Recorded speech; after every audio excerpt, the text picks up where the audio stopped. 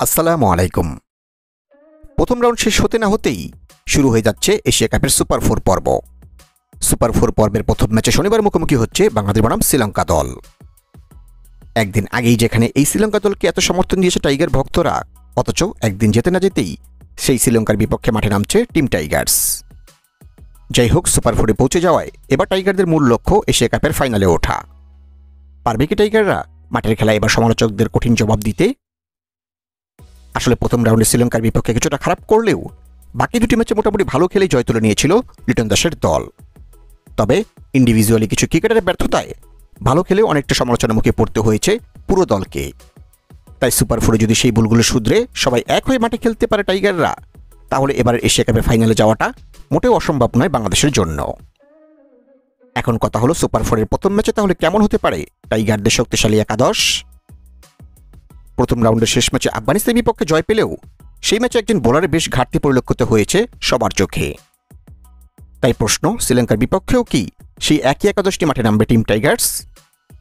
যতটা মনে হচ্ছে, এই ম্যাচে একজন ব্যাটার কমিয়ে একজন বোলিং অলরাউন্ডার হয়তো যোগ করতে যাচ্ছে টিম ম্যানেজমেন্ট। তবে ওপেনিং জুটিতে মনে হচ্ছে পরিবর্তনের সম্ভাবনা একেবারেই কম, কেননা আফগানিস্তানের বিপক্ষে ম্যাচে পাওয়ার প্লেটা খুব ভালোভাবে কাজে লাগিয়েছিল নতুন দুই ওপেনার। অন্যদিকে পেস বোলিং ইউনিটে মনে হচ্ছে দুজন পেসার নিয়েই এই ম্যাচের একাদশ সাজাবে বাংলাদেশ দল। তো চলুন আর বেশি কথা না বাড়িয়ে দেখে নেই সুপার 4-এর প্রথম ম্যাচে শ্রীলঙ্কার বিপক্ষে তাহলে কেমন নতুন একাদশটি মাঠে নামতে পারে টিম টাইগার্স। শ্রীলঙ্কার বিপক্ষে বাংলাদেশ দলের সম্ভাব্য নতুন একাদশ: number 1 Tanjid Hasan Tamim, top order batsman.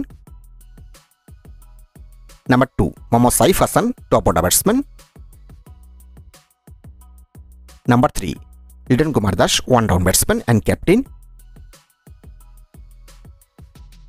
Number 4 Towhid Hridoy, mid order batsman. Number 5 Nurul Hasan Sohan, mid order batsman. Number 6 Shamim Hossain Patwari, batting allrounder.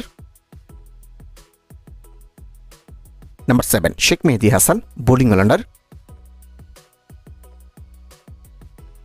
Number 8 Nasum Ahmed, bowling allrounder. Number 9 Ishad Hossain, bowling allrounder. Number 10 Taskin Ahmed, fast bowler. Number 11 Mustafizur Rahman, fast bowler.